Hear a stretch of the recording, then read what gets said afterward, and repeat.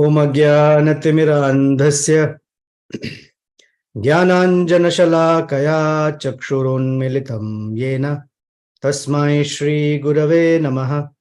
श्रीचैतन्यमनोभीष्टं स्थापितं येन भूतले स्वयं रूपः कदा मह्यं ददाति स्वपदान्तिकं। वाञ्छाकल्पतरुभ्यश्च कृपा सिन्धुभ्य एव च पतितानां पावनेभ्यो वैष्णवेभ्यो नमो नमः। श्री कृष्ण चैतन्य प्रभु नित्यानंद श्री अद्वैत गदाधर श्रीवासादि गौर भक्तवृंद। हरे कृष्णा कृष्ण कृष्ण हरे हरे, हरे राम राम राम हरे हरे। मनोजवं मारुततुल्यवेगं जितेन्द्रियं बुद्धिमतां वरिष्ठं वातात्मजं वानरयूथमुख्यं श्रीरामदूतं शिरसा नमामि। कूजन्तं राम रामेति मधुरं मधुराक्षरम् आरुह्य कविताशाखां वन्दे वाल्मीकिकोकिलाम्। आपदामपहर्तारं दातारं सर्वसम्पदां लोकाभिरामं श्रीरामं भूयो भूयो नमाम्यहम्। दक्षिणे लक्ष्मणो यस्य वामे च जनकात्मजाः पुरतो मारुतिर्यस्य तं वन्दे रघुनन्दनम्।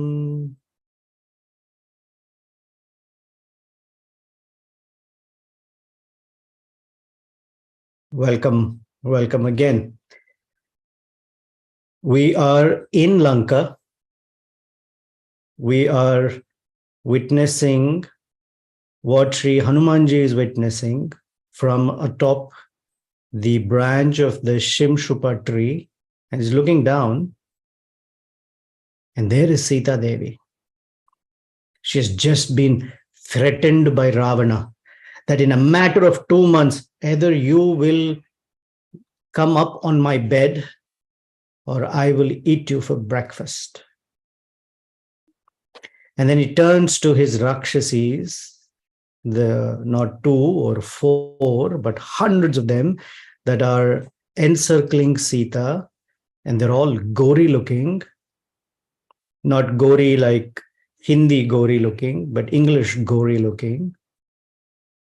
And they have a very menacing presence. And he tells them, convince her. And he leaves the scene. The camera, if you're visualizing it, Valmiki moves the camera to Sita and the Rakshasis. And that's where we are. And I'm hoping that as we are hearing these narrations, there is some movement in our hearts, movement to appreciate or feel the pain, the anxiety, the distress that Sita Devi is feeling.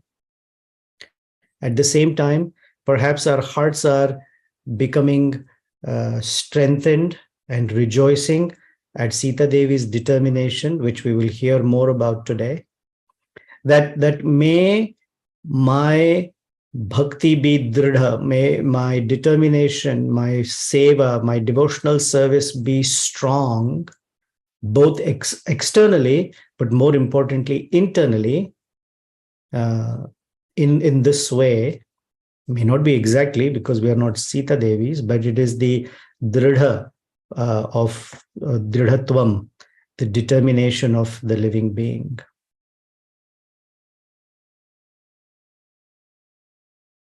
There's exactly the same verse, except 2 words are different in the composition of Kulashekara Alvar in the Mukunda Mala Stotra, and exactly the same verse is written by Sri Shankaracharya in glorification of Lakshmi Narasimhadeva. And previously we've referred to this verse, and that will be the context for today's discussion. The verse goes this way. Andhasya hrita viveka mahadhanasya Chorair Prabho Balibhir Indriya Namadheyai Mohand Kupa Kuhre Vinipatitasya Devesa Deva Maidehi Karavalambam. That's Kulashekar Alva's verse. Sripada Shankaracharya's verse, the last line it says, Lakshmi Nrsimha Mamadehi Karavalambam. So we'll start with the last line. Either to Lakshmi Nrsimha Deva or to Sri Krishna or Devesha Deva, can also refer to Sri Ramachandra or any of the Vishnu Tattvas. He says, Mama Dehi, Dehi means you please give me, Mama Dehi, Kara Avalambam. Please extend your hand and pick me up. Pick me up from where? So he says, I was a simple living being traveling through the journey of life. Andhasya me, because I'm blind, it is very dark around me. Both dark because this material world is the place of Timira or Tamas. Timira is the darkness. That's why we need a sun and a moon and stars for illumination. We need lights. So he says, Andhasya me hrita viveka. Not only am I blind, or I've become blind, because that light of determination, that eyesight or vision of determination or discrimination, viveka, hrita, has been stolen. Oh, by who? Chorair Prabho. There are thieves, oh Supreme Lord. And this is my wealth. My greatest wealth is my viveka, my intelligence, my ability to discriminate what is good for me and what is not good for me. My ability to discriminate between spirit and matter, my ability to discriminate between that which is transcendental and that which is material. Everything, we need the power of intelligence to discriminate. This is good, this is bad, this is good for me, this is not good for me. But when the thieves steal away this wealth, Mahadhanasya, in the andha, in the darkness, then I am bereft, I'm impoverished. Chorair Prabho. Okay, who are these thieves? They're very, very strong. Balibhir Indriya Namadheye. Their names are Indriyas, the senses. Oh, and what have they done? After stealing from me my intelligence, Moha Andhakupa Vinipatitasya. And because I'm blind, I've been pushed into this well called illusion. Moha Andhakupasya. Vinipatitasya. Patita means fallen. Nipatita is to be pushed, and Vinipatita is pushed strongly. And I have no way to hold myself from falling to the bottom of this dark well called Moha. And not just a well called Moha, but everything around us is a life of Moha, an illusion, the greatest illusion that I am this body. Everything that I survey somehow or the other is for me to enjoy with these senses. Mohandakuba. So, oh, Supreme Lord, please pick me up from this place. That's the petition of a person who realizes that my only way out is the graceful hand of the Supreme Lord that will pull me out. So these situations of Chorair Prabho Balibhir Indriya Namadheye is what we're going to see in this episode of Sita Devi. Ravana has spoken to the Rakshasis. He has threatened Sita Devi, has given her an ultimatum. And now he's turned and gone back to his palace. So the chapter 23 begins with Ityuktva Maithilim Raja Ravana Shatru Ravana Sandishya Chat Tadaha Sarva Rakshasir Jagamaha. Rakshasir Nirjagamaha. This is the first verse of chapter 23, and Valmiki ends the verse with Ha. Ha is used, unlike other poets, where Ha is used as a filler sometimes because you have to get 32 syllables. But that's not Valmiki. There is some sort of exclamation. The exclamation has different connotations. Okay, so we'll look at one or two here. Ravana is referred to as Raja, Ravana, Shatru Ravana, the king whose name is Ravana and who makes his enemies cry. Shatru Ravana, one who makes his enemies cry. Such a fellow, which means he is unconquerable, and he is absolutely undefeated, yet he went back to his palace because he was defeated by a very simple lady, Sita Devi. So, ha. Another is, ha is the exclamation of how intensely cruel can a person be that for the sake of fulfilling his sensual demands, he can go to any extent. On the one hand, he says to Sita, Priye, I love you. But his demand is that you please ascend my bed, become my queen. And he says to her, you enjoy. But it's actually not you enjoy. It means I want to enjoy with you unlimitedly. It's exploitative. And such a fellow, in the guise of love, is nothing but the personification of lust. And to just see that kind of person, ha. And what did he do? He gave a demand, sandishya. He gave an instruction. Adishya, adesha means instruction or command. Sandishya, he gave a very strong command.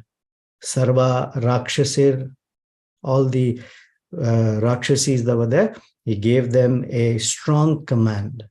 Change her mind. And Jagama, Nirjagama, he left that place. As Ravana left back for his palace, all the demonesses, and they were not good looking, they're all hideous looking. And it's not one or two, but hundreds and thousands of them rushed towards Sita Devi and crowded around her. So it's not that they're yelling and threatening from a distance. They are here, up close. And these demonesses are angry. They're writhing with anger. One, because she refused Ravana. Two, they got an order from Ravana, change her mind. So one by one, as they're all crowding around her, one by one, they spoke up, threatening Sita Devi. So one of them says, what kind of a foolish lady are you? These are this foolishness is my addition to it, but the verse pretty much says, do you have any idea what a great privilege it is to become Ravana's consort? Where does Ravana come from? Do you have any idea? Look at his genealogy. This 10-headed Ravana comes from a very distinguished family of sage Pulastya. Pulastya is the grandson of Lord Brahma. You can't get a better family. Then a demoness by the name Ekajata, very hideous looking. Her eyes became red with anger, and she had spoke to Sita Devi, who is referred to as very thin-waisted. She said, Pulastya is the son born out of Lord Brahma's mind. He's the fourth son of Lord Brahma, of the six Prajapatis. Marichi, Atri, Angira, Pulastya, Pulaha, and Kratu. They are the great Prajapatis in this universe, and you are being asked to be the consort of that Pulastya's grandson. You know, Pulastya's son is not an ordinary person. Vishrava, who's in his glory and grandeur is non-different from or as equal to the great Prajapatis. So, oh, beautiful-eyed Sita Devi, somehow or the other, it is your good luck that Ravana chose you. You deserve Ravana, or he deserves you. You have such beautiful limbs. Why don't you accept his proposal? Look at your condition. All you have to do is accept the proposal, and what kind of rejoicing and relishing and what kind of luxury awaits you. Then the other demon is called Harijata. She also was angry. Her eyes were rolling and they looked like the eyes of a cat. You've seen the eyes of a cat? There's somehow the iris is longer or something. The pupil is. And she said, you should be the consort or wife of Ravana, who has defeated all the 33 categories of Devatas, including Indra. Indra is afraid of Ravana. What a powerful person Ravana is. Then the Rakshasi Praghasa, she too became so angry, she started deriding Sita and spoke really very terrible words. Why wouldn't you want to be the wife of such a mighty, powerful king? A valiant hero who has never retreated from any war.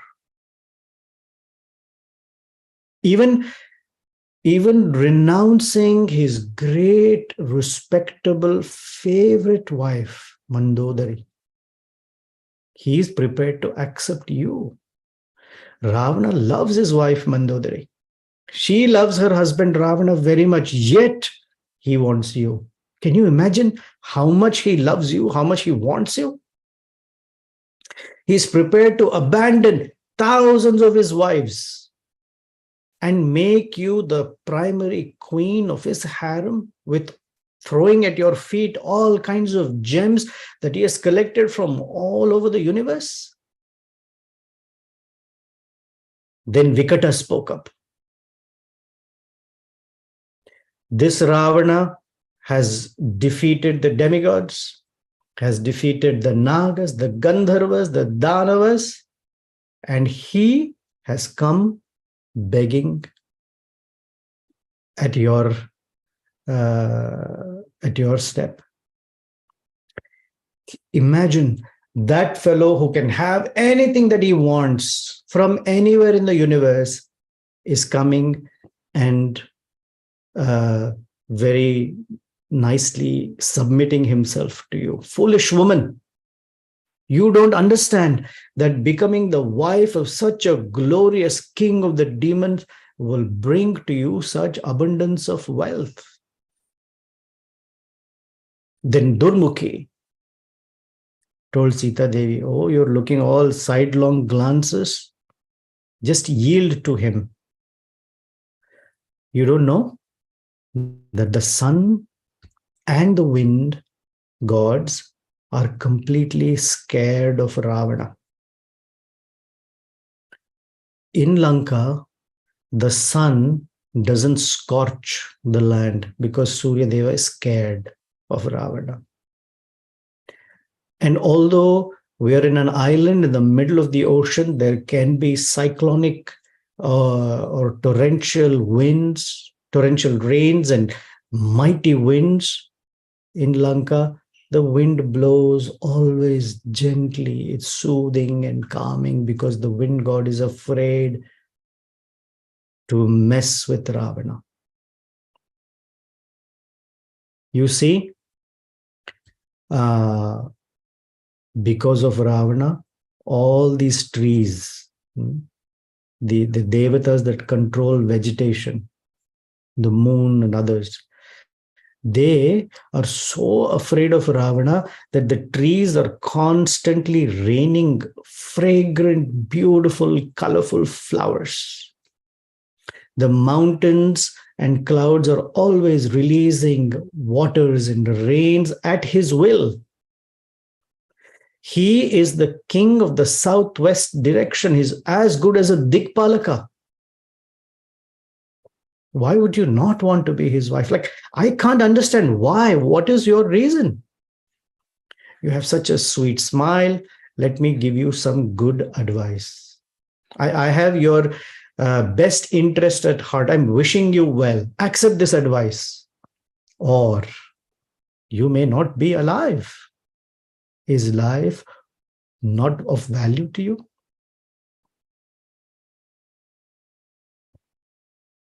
Then the Rakshasis gathered around Sita Devi and they started speaking even more harshly. Why won't you live in Ravana's internal quarters that are decorated with the best of beds, the softest of pillows, and the silkiest sheets, and beds made with gold and diamonds studded in it? Can you imagine what delightful it is? You only see these kinds of things on TV. If you have to escape to some particular island with lying in the lap of luxury, it's right here. You're a fool in saying no for it. And you're saying no to Ravana for what? For who? For Rama? Ha! Rama is an ordinary mortal human being. My gosh, your discrimination is not working. Here is Ravana. There is a human being, Rama. Just withdraw your mind from Rama. Otherwise, you will not survive. Then they said, oh, because Ravana had told them, whatever tactic you want to use, Sama, Dana, Danda, Bheda, I don't care. Change your mind. So now they're coming towards the Sama. They're speaking a little bit better. Oh, charming Sita Devi, you have such beauty and grace about you. Why do you think of this human being called Rama? And what is Rama? He's not even a king. He's been dethroned. So he doesn't have a kingdom.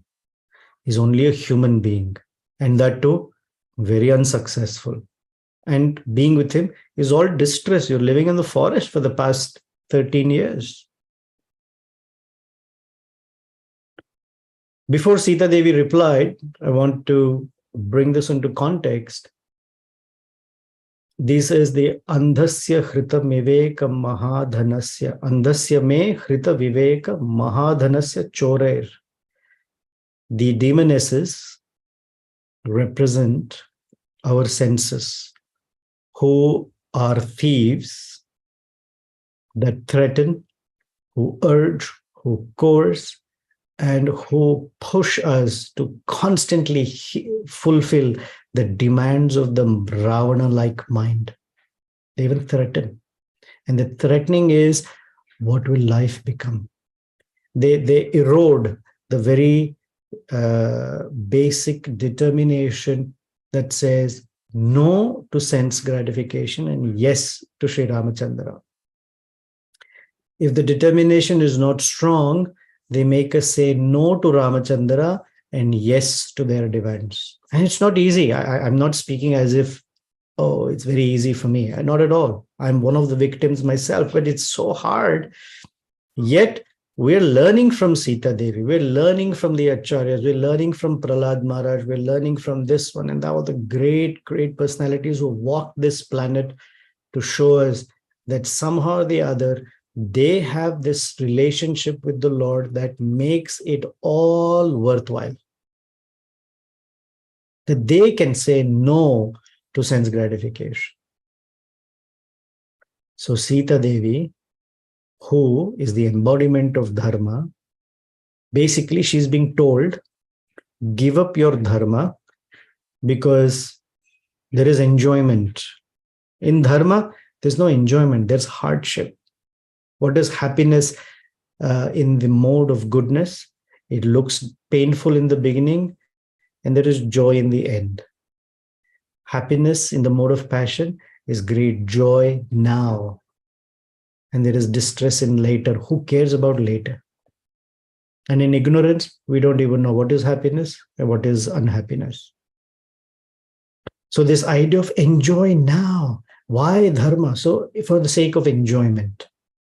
Give up dharma because your life is threatened. And the commentators of Ramayana say that one should not give up dharma under any circumstance. Whether there is a financial reason, one should not give up. Whether there is a moral reason, so-called moral reason, one should not give up dharma. Even when one's life is at risk, one should not give up dharma. In this case, dharma means I should not do something that will dent my relationship with the Lord. I should not turn away from the Supreme Lord. So Sita Devi, who is being threatened, she's shivering, she's crying. They're all right on her, or as they say in America, in your face. She says, Dino va rajyahino va yo me bharta same guruhu tam nityam anurakta asmi yatha suryam suvarchala.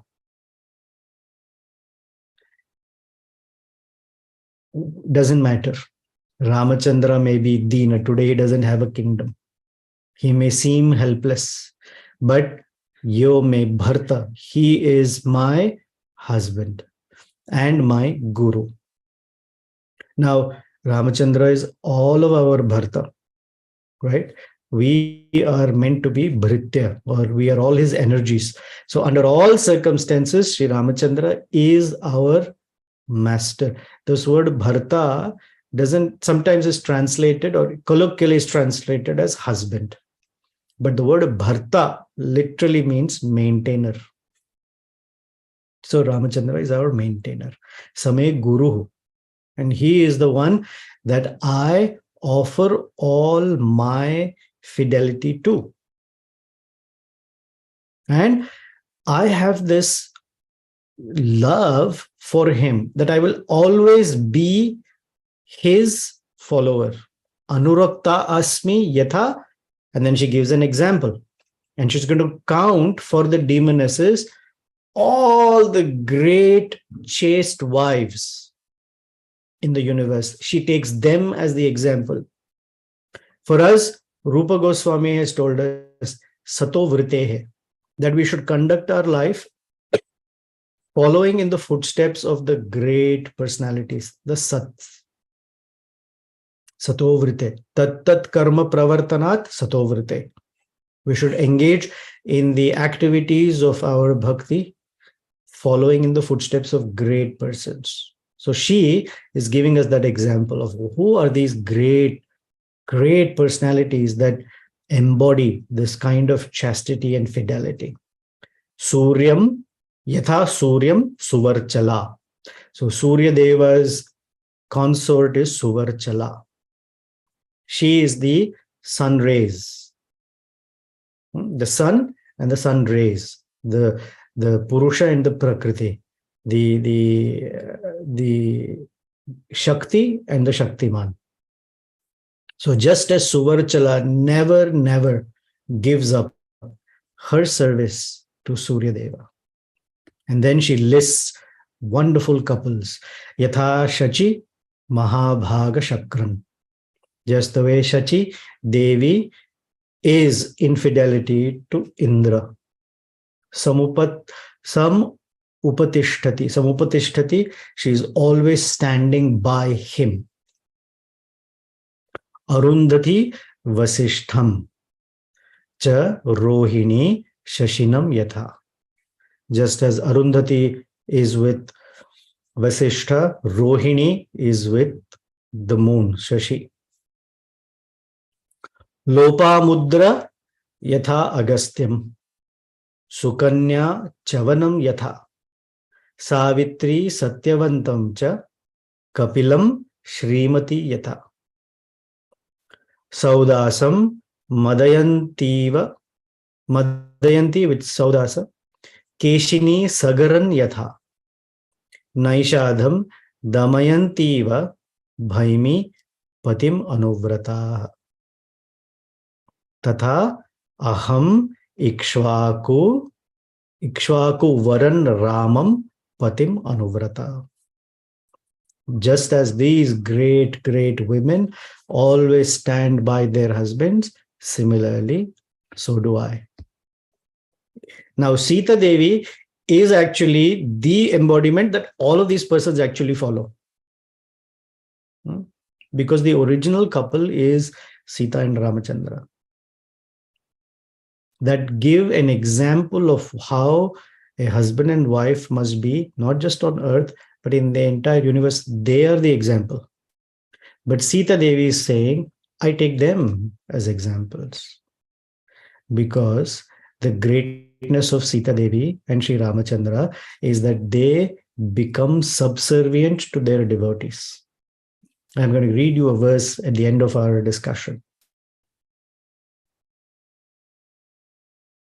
So when she spoke like this, the Rakshasis, instead of becoming appeased, became angrier.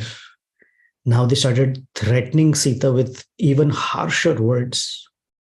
And while all of this is going on, Hanumanji, who's hiding behind the leaves and camouflaged in the leaves of the Shimshupa tree, quietly is listening to these demonesses threatening Sita. Of course, who can threaten Sita in the presence of Hanumanji? He has to do something, but he's there waiting for that opportune moment. Because if he enters the scene, the demonesses will yell, shriek, shout, and there will be immediately messages sent to Ravana. Who knows, he may never be able to say something to Sita. What if Sita gets scared?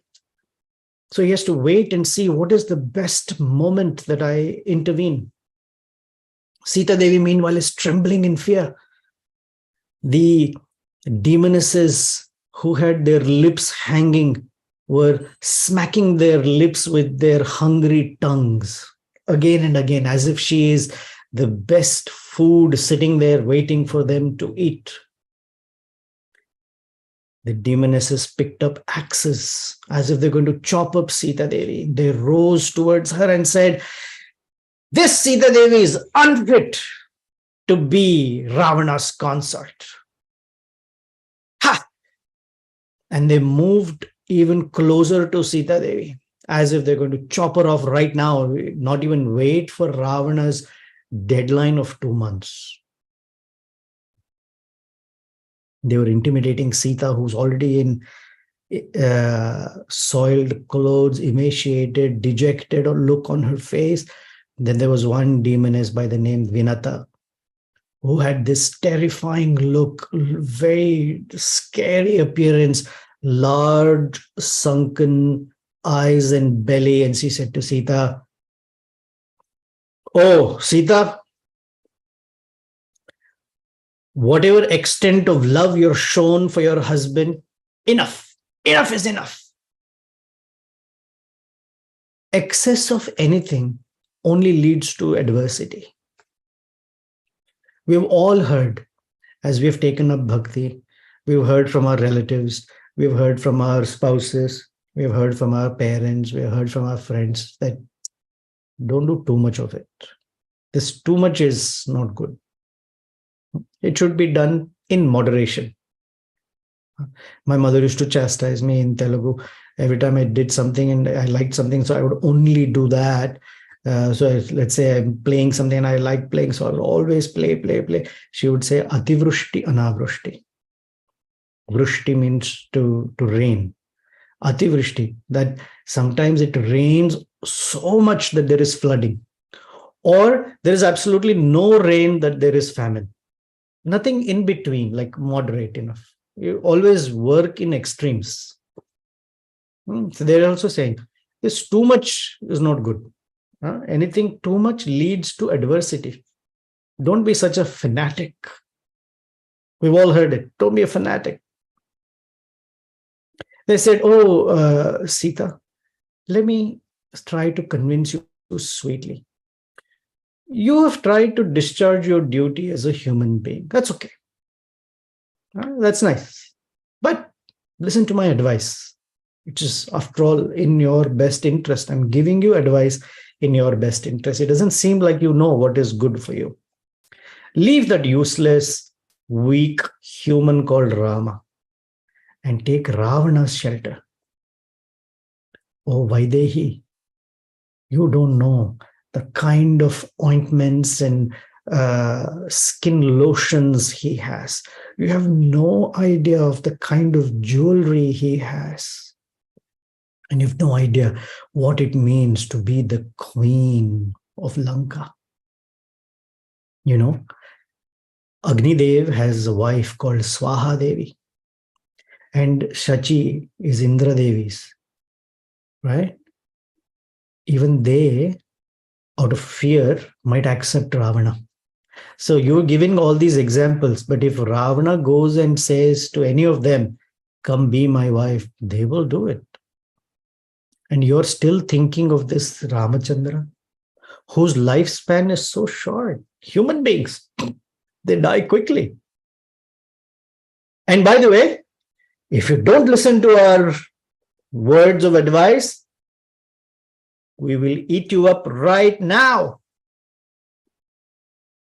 Then Vikata, who raised her fist up in anger, roared at Sita, oh, wicked mightily, we have tolerated all the unpleasant words you've spoken just because we are very kind and mild people. Looks like you don't want to take our advice, which we are saying in your best interest. You have been brought here to Lanka, to the inner chambers of Ravana, which is impossible for any other woman. You're in Ravana's house. We're guarding you. It is not possible for Indra, who is the king of the demigods. It's not possible for Indra to come here. How do you expect a mere human being, Rama, to cross the ocean? It's impossible. So you are hanging on to a losing proposition if you think that Ramachandra will come for you. Take our advice. I'm actually your well-wisher. Why don't you understand? Give up your sorrow. Give up shedding of tears. All you have to say is yes to Ravana. Just offer him your love and you'll be so happy. There's no need to be dejected. You can enjoy all sorts of pleasures. For them, there is nothing alternative. They think enjoying pleasure, all the facilities is life. And for Sita Devi, she has left that kingdom. So why will she be attracted?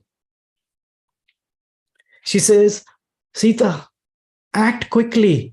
Age is passing away. You'll become old quickly. Human beings age very, very fast. So before it is too late, enjoy all the pleasures. You can roam around in these pleasure gardens. The mountain range is filled with gardens and flowers and fruits and birds and all sorts of luxuries. And we will always be at your beck and call. All you have to say is, and we will come running to fulfill all your desires if you just accept Ravana. So accept my advice. And if you don't accept my advice, I will immediately pluck your heart right out of your rib cage right now, and I will eat it up. As she was speaking, another demoness by the name Chandodari, she became very angry. She picked up a trident and forced herself towards Sita Devi and said, you know, I have this taste.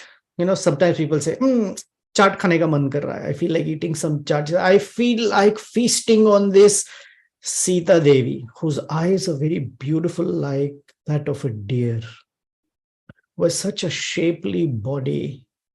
And she's shaking with stress and fear. In fact, if you're going to eat her heart, I feel like plucking out her spleen and liver and all the joints and intestines, because she is a human being and she is coming from a royal family. So she has eaten a lot of rich food in ghee. So all her joints are very supple, her bones are tasty. I can just break them and chew them and enjoy this. Praghasa said, "Oh, while you're talking about all this, why don't we just squeeze and twist her neck and finish her up? Why are we just sitting quietly? Let's do it. Come on." We just tell Ravana that human lady Sita is dead, and Ravana will say, okay, eat her up. So, no doubt. Ajamukhi jumped in and said, let her bodies be cut into little tiny pieces. We can poke our toothpick and eat it like we eat pieces of cheese. This is all my addition, the cheese part. They said, oh, well, let's not fight. We'll tear her up and we will share equal pieces with each other. Go, while we're eating this human flesh, go and bring some nice beverages so that while we are drinking those beverages, we can lick the blood from Sita Devi's limbs. Then the demoness called Shurpanaka, not Ravana's sister, another Shurpanaka, said, oh, I like Ajamukhi's proposal. Get some wine. Wine will destroy all our sorrows and we can relish this beautiful flesh of this human being, and then we can all dance the Nikumbila dance. When she was being threatened like this, Sita, who was the daughter of Janaka, the daughter-in-law of Dasharatha, and the wife of Sri Ramachandra, began crying because she was being tormented by these dangerous, gory-looking personalities. Very scary.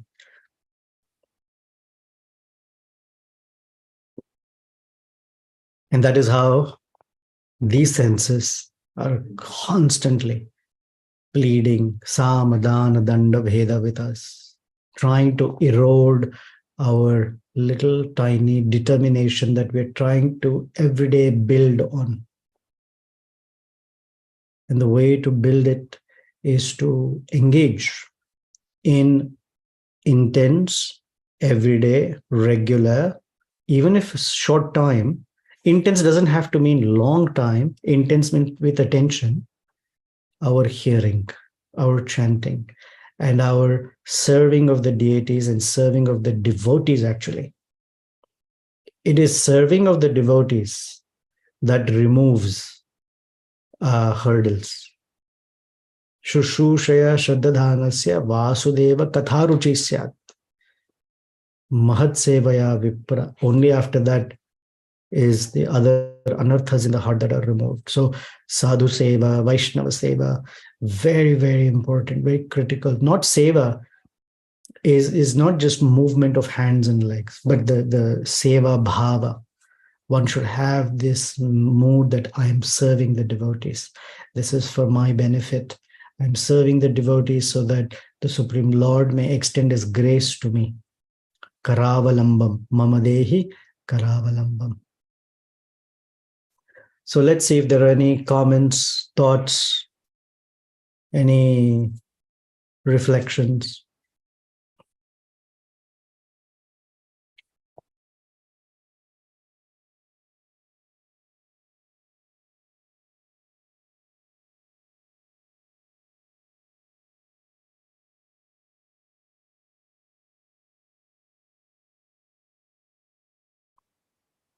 Yeah, Paramakaruna, go ahead.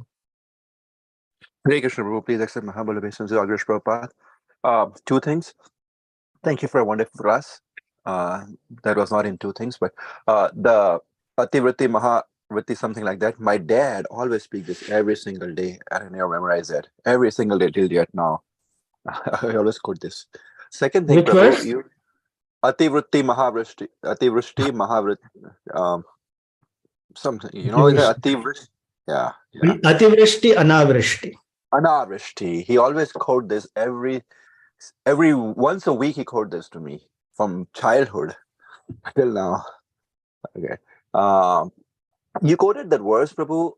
Andastameri Taviya Mahaveka Mahadanashav Chauri Prabhu Belu Indri Namate, something like that.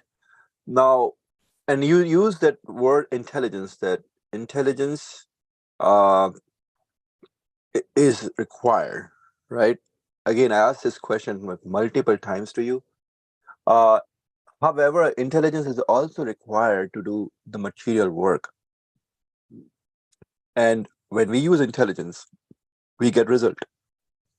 Then what is a use of bhakti if you have to use intelligence? And what is a how can we understand this verse? That even if you walk with the blind eyes, without means then there is no tripping or there is no falling.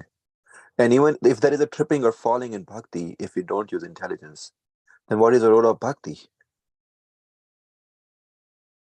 We can't mix everything and say that all this the way you're trying to make sense of it together. I would suggest that we look at them in it is described in different contexts. Just like in a pharmacy, you have all varieties of medicine, one that counteracts the other. You have medicine for constipation, you have medicine for loose motions also. So you can't mix the two. So the point being that it doesn't mean that in bhakti one has to give up intelligence. I don't think anyone ever says that. The intelligence is used for choosing one's dharma or choosing the shelter of the Lord's feet, or that's what the intelligence is used for. Now, the moment we use the word material, then automatically we are seeing things separate from the Supreme Lord. Bhinna prakritirme ashtada. Though he uses the word bhinna. Bhinna is because the sense of or our perception of separated from the Lord. So intelligence or viveka is to see that it is not separated. So intelligence can either work in making us convinced that the material energy is separated, or it can help us convince that actually the source is the Supreme. Now, using intelligence to accomplish something and get a result has a risk. The risk is aham karta. I'm the doer because I did something and I got something. But the real intelligence tells us that there are three doers. I am only the desirer. It's Prakriti that is facilitating, and the fruit is coming from somewhere else. Because there are times when I do with the same intelligence, same senses, I may not get the fruit. So the fruit is disconnected from effort, actually. But the illusion, moha andha kupa, is that I think that my effort brings results. And once a person knows that the result comes from a source different than my effort, then intelligence is used to gain that grace. It's a shift. Although it looks like the same, there's a shift. So material intelligence, or as we say, is there to work on this cause and effect features. But spiritual intelligence, which is actually meant to be awakened, is to know that the cause is not connected to, or the effect is not connected to the cause, or that effect is all connected to the one single cause, sarva karana karanam. Therefore, you see all devotees or greatly spiritually enlightened persons will say, everything is the mercy. And in our Vedic situation, after you perform any activity, and Krishna says in Bhagavad Gita that activity is only complete when the person performing the activity says what? Paramakaruna. At the end of it, Om Tat Sat. Sarvam Shri Krishna Arpanamastu. That is what is that awakens that intelligence. When see what is all unto Lord Shri Krishna. Otherwise, the intelligence works again. So this is how the logic that the demonesses are using. That why does it make any sense? You're choosing a human being. He has no kingdom. He's weak. Your age is going away. There is so much wealth waiting for you. Ravana is exceptional. Even if Sachi Devi and those persons will come, he is the unconquerable person in the universe. It all makes sense. Yeah, it makes sense for a person whose intelligence is seeped in. I want result. I want this, that satisfied. Matra sparshastu kaunteya. So don't, for a person who has that implicit faith in the Lord, then even if their eyes are closed, they will not fall. So don't mix the two without the progression of it.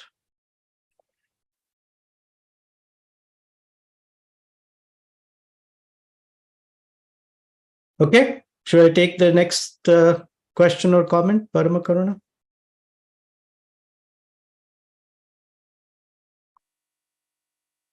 All right. Ramakanta. Hare Krishna, Dharma Pranam, Prabhuji, Akuti Devi Dasi. Oh, yes. Prabhuji, I just wanted to know, there is no mention of Trijata in those Rakshasis? Yeah, she's coming up soon. Okay, okay, thank you, Prabhuji. She's going to have a dream and she's going to say something. The original I have a dream speech is going to come. Thank you, Varshana Mataji, for what you wrote.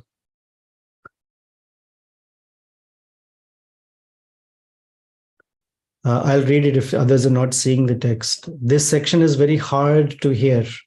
The horrific speech of these Rakshasis. I was reflecting on words I use as well. Its effect on me and others.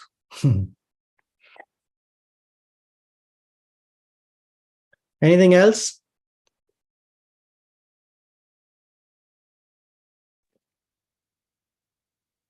Hi, Krishna Prabhu.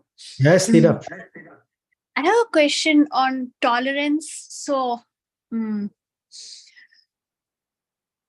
looks like Mother Sita is tolerating what all the Rakshasis are saying. So, in my own life, when I look at tolerance externally, when I'm facing an insult, I freeze, and internally I go on a low self-esteem trip or like a self-doubt. So all those affects are coming from like a low determination or like not strong practices or going into the older patterns. I wanted to hear if my understanding is correct, and then what happens for us for Sita Devi or like Kushanaba's daughters who were tolerating, meaning internally what they are thinking. Sita Devi mentioned in that verse.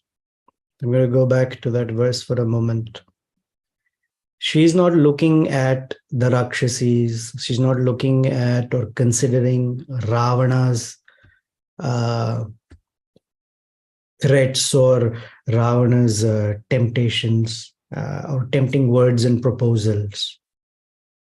She says, Dino va rajyahino va yome bharta same guru tam nityam anurakta asmi yatha suryam suvarchala. Anurakta means devoted with love. Her attention is somewhere else. She's not looking at, or her attention is not focused in the situation, because situation is in this permutation today, it can look like that tomorrow, another way, another day, and that's constantly in change. But what is what she's holding on to is that relationship with Ramachandra. That I have a relationship. Now, each one of us has. We may say, oh, it's not so strong, or it may not be, whatever it is the case. But there is a relationship. And as practitioners, we already are aware of a relationship. We may also be aware that we need to strengthen it a little bit more, or a lot more, or whatever it is. But there is a relationship. And in that relationship, even if it is in our considerations weak or not so strong, time and again, grace has descended, right? We cannot say that I have not received any grace from Sri Ramachandra or our Ishtadeva. We cannot say that. None of us can say, I have not received grace. Agree? So grace is coming in abundance. Look to that grace. Hold, not you, I'm just saying, let's look to that grace. Let's hold on to that grace. And that will change our view, our vision, where we're standing, what we're looking at. That's where she is. Although, the circumstance tells us she's shivering and, she's being rattled like anything. They're smacking their lips and salivating, holding axes and telling her, let's rip her cage off and eat her heart and spleen and all that is going on.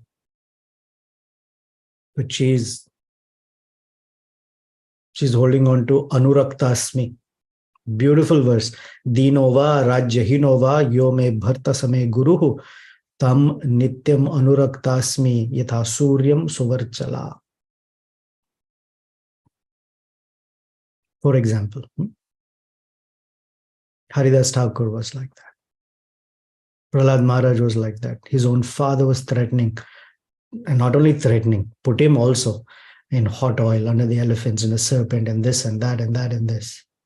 And you'll see that neither Sita nor Prahlad nor Haridas Thakur are angry at those people, because they're not thinking that this person is, their attention is on the Supreme Lord.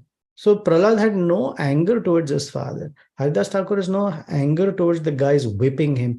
Sita is not angry at them. In fact, Hanuman later will tell her, because he has heard them, I've burnt Lanka. Let me just completely finish off these demonesses. They've tormented you like anything.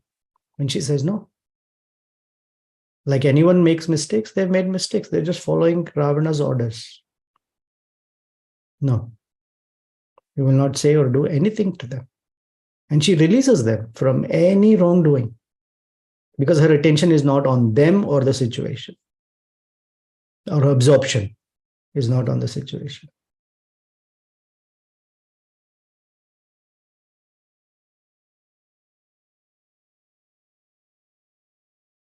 Okay?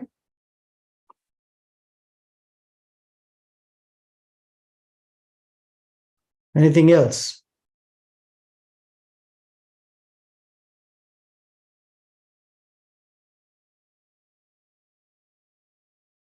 All right. We'll end with, there is a Sanskrit phrase, madhurena samapayet, that one should end with sweet. Therefore, even on a plate, the sweet must be the one you end with. You end discussion with something sweet, rather than the Rakshasis threatening Sita Devi, although she is the sweet subject we're talking about, all the threat words and all that. Let's look at this beautiful verse from Srimad Bhagavatam, Canto 11. I put it on the text for all of us. Chapter 29, verse number 4. This is Uddhava speaking to Sri Krishna. It's about Ramachandra.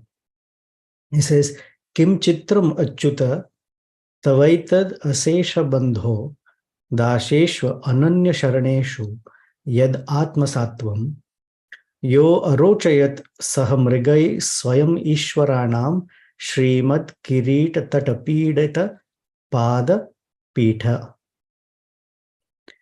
The last line is beautiful. The translation is, my dear infallible Lord. It is not very astonishing that you intimately approach your servants who have taken exclusive shelter of you. After all, during your appearance as Lord Ramachandra, even while great demigods like Brahma were vying to place their effulgent tips of their helmets upon the cushion where your lotus feet rested, you displayed special affection for monkeys such as Hanuman because they have taken exclusive shelter of you. The Lord is not attracted by the demigods and their opulence and none of it. Even they are bowing down with these effulgent helmets at his footstool. He goes and sits with animals, mrigai, saha mrigai swayam. You yourself go and sit with animals, monkeys, and you give them your arochayat. Arochayat is you give a lot of love to them because they have taken shelter of you. Very, very special feature of the Lord, that he's attracted by love. Doesn't matter what body it is. One may say, I have this body, I have that body. Doesn't matter what body, what mind. The desire that I want to serve you, Sri Ramachandra, is there. So Madhurena Samapayit. Thank you very much. We'll meet again next time. May Sita Devi's determination inspire us to say no to the onslaughts of the demands of the mind and senses, and instead say yes to the grace and service of Sri Ramachandra and the example she gives, she sets, be the shining example for us. Thank you. Shri Sri Sitarama Lakshman Hanuman Ji ki Jai. Srila Prabhupada ki Jai.